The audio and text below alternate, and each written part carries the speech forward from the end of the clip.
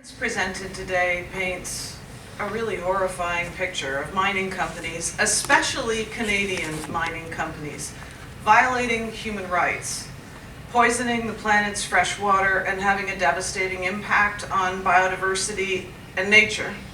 We heard today from Argentina to Peru, from Ecuador to Chile, from Brazil to Serbia to Canada. In all of the cases today, we heard gross violations of the rights of nature and irreparable damage to life and living systems. We cannot forget that these individual cases come in a moment in human history where we're seeing unprecedented collapse of living systems. You know, I started my work on climate change when I had my second child. I have distinct memory of holding him in my arms while I read the Millennium Ecosystems report that had just come out by the United Nations, as you do. In that report, it said for the first time that human activity is causing such a strain on the Earth and living systems that the ability of the planet to maintain human well-being is now in question. That was 20 years ago.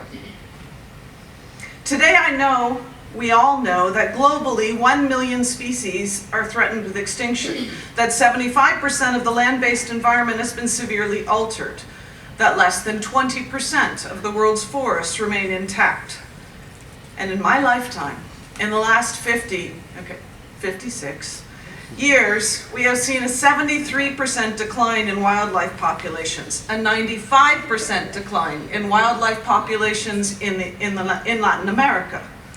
We're seeing mass die-offs of species in critical ecosystems, from the Amazon to the Canadian boreal. These ecosystems are so impacted that they are now emitting carbon instead of storing it. And as I sat today and listened to the evidence presented, I was at times overwhelmed, at times moved, but at all times inspired by your testimony, by your courage, by the strength of the leaders here today sharing their lived experience of these projects.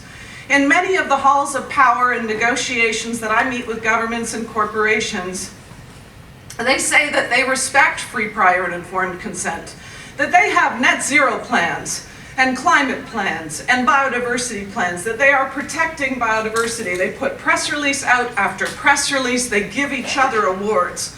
But these words are often simply cover for greenwash, for redwash, for propaganda, for the industrial extraction that is threatening the functioning of natural systems that support human well-being.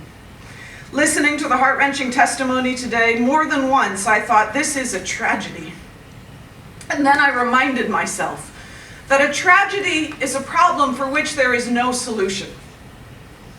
A problem in which there is not only a solution, but it is known and it is not being acted upon is not a tragedy, it's a scandal. It's a scandal that Indigenous land defenders are jailed, disappearing, and murdered for their attempts to protect their homes and the natural living systems that support all of our well-being. It's a scandal that Indigenous peoples are being shut out of their own territories, as we heard today, so that Canadian mining companies can destroy sacred places and rare ecosystems. And it's a scandal that Canadian mining companies are dumping waste into wild rivers and polluting fresh water from Argentina to Ecuador and here in Canada. And it's a scandal that this destruction is being done under the guise of progress and fighting climate change. We must not allow the trampling of the rights of Indigenous peoples and nature in the name of so-called progress. We cannot, as a species, continue to make the same mistakes, to drive forward not listening or respecting Indigenous knowledge, refusing to value the very life and living systems that we rely upon. And yet, we can also not forget that 86% of the carbon trapped in our atmosphere today and causing the floods and the fires and the extreme weather and the lethal heat come from three things: oil, gas, and coal. There is no question that we must stop expanding fossil fuels and manage a fair phase-out and move to a safer, cleaner, renewable energy system. We should not forget, as we look at the impacts of critical mining for renewable energy, that creating the fossil fuel economy requires 535 times more mining than the clean energy economy. That said, the need for renewable energy is no excuse for the violation of human rights and the violation of the rights of nature. The Fossil Fuel Non-Proliferation Treaty is a proposal for a new global treaty that would complement the Paris Agreement. It's designed to stop expansion, to manage a wind down, and fast-track a just transition. I believe that under the third pillar, it's possible to develop proposals for nation states to address the impacts of mining for critical minerals. We need legislation that ensures that we are first and foremost using the critical minerals that are already on the surface of the planet. Judge in this tribunal, it's clear to me that all of the case studies we heard today show reckless and continuous violation of the rights of nature. And as a Canadian, I have to say that I'm horrified and embarrassed by the harmful practices of Canadian mining companies and the blind eye that my own government is turning. While governments in the global north, like Canada, issue apologies to Indigenous peoples and claim to be moving forward with reconciliation, what we've heard today is that our government is simultaneously turning a blind eye to Canadian mining companies who threaten Indigenous culture, food, and water systems and the lives of Indigenous peoples. Canada must pursue human and environmental due diligence legislation similar to what we've seen in France and Germany. I urge all of you participating in this tribunal to amplify the cases you've heard today. Share the videos, the decisions that will be released, meet with your governments. As with previous tribunals, I hope that our recommendations will be used in future policy design and legal challenges. And in some ways, I believe the utility of what we have done today and sat through is first and foremost that it has restored our imagination to do the right thing.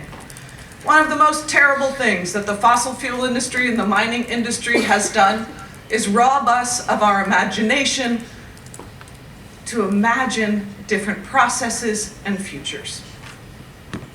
Through their relentless multi-million-dollar advertising campaigns, their constant lobbying and flooding of every negotiation, commission, and process of review, they've robbed society of our imagination, our ability to imagine a future that's different, our ability to imagine a process where Indigenous and impacted communities are listened to, are heard, and their calls for justice are heeded. Our ability to imagine a process that values life and living systems, the air we breathe and the water we drink. Well, today we don't have to try and imagine it because we lived it, we listened.